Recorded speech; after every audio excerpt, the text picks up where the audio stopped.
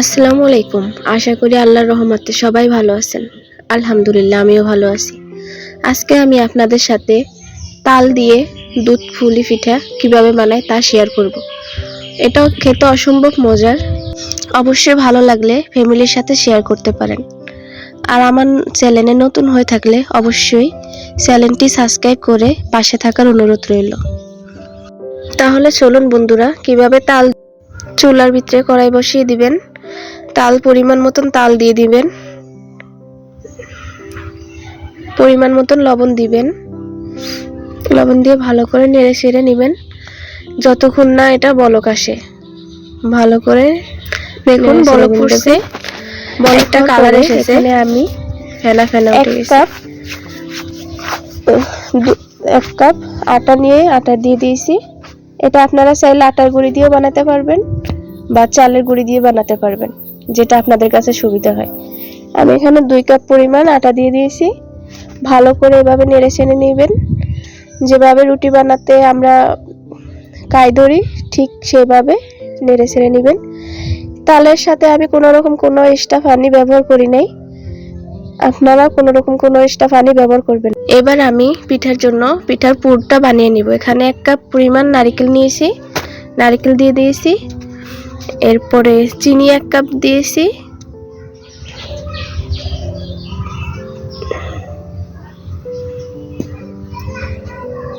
এটা যাতে না পুড়ে যায় তার জন্য এখানে আমি অল্প সামান্য একটু পানি নিয়ে দিয়েছি। পানি দিয়ে আপনারা চাইলে তেলও ব্যবহার করতে পারেন, কিন্তু আমার কাছে পানিটাই সুবিধা মনে হয়েছে তাই আমি পানিটাই দিয়েছি। ভালো করে নেড়ে চেড়ে নেবেন।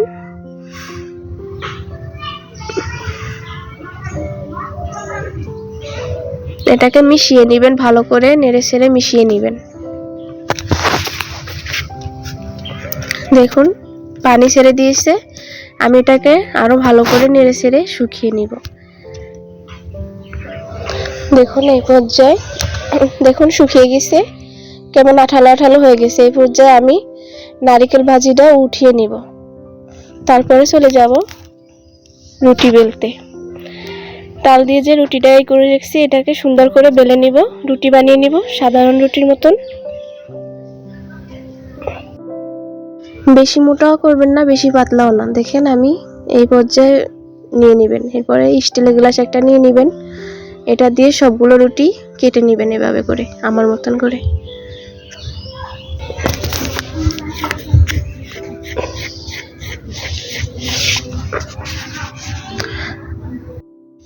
সবগুলো রুটি আমি এভাবে কেটে নিব। আমার কাটা হয়ে গেছে দেখুন।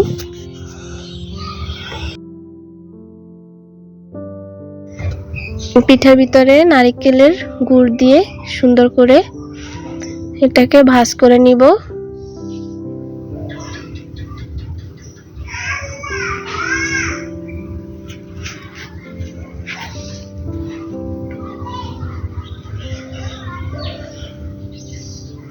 এটাকে এভাবে চেপে চেপে সুন্দর করে নেবেন যাতে না ফেটে যায়।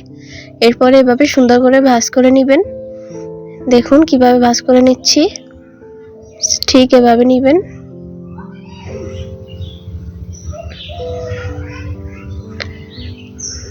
দেখুন কত সুন্দর হয়েছে দেখতে। সেম এভাবে প্রত্যেকটা পিঠা বানাবেন। আমি আপনাদের আরেকটা দেখিয়ে দিচ্ছি কিভাবে বানাবেন। এভাবে নারকেল ভাজি নিয়ে ভিতরে নিয়ে এভাবে চেপে চেপে সুন্দর করে মিশিয়ে নেবেন যাতে ফেটে না যায়। তারপর এভাবে ধরে সুন্দর করে ভাজ করে নেবেন। এভাবে বটে বটে নেবেন সুন্দর করে।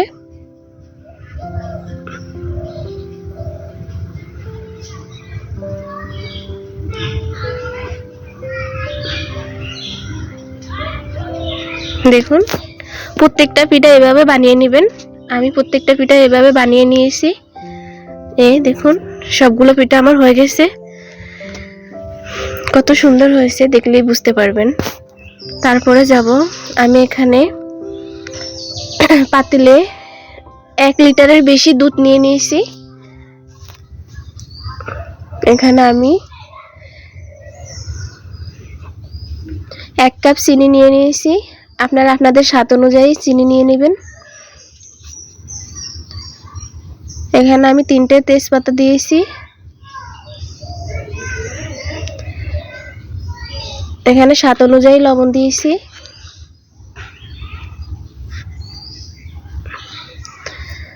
এটাকে দুধটারে ভালো করে নেড়ে ছেড়ে নিব। বলক আসা পর্যন্ত 10 মিনিটের মতন ভালো করে জাল করে নেবেন, বলক না হওয়া পর্যন্ত। দেখেন বলক এসে গেছে। এবার আমি পিঠে দিয়ে দিচ্ছি।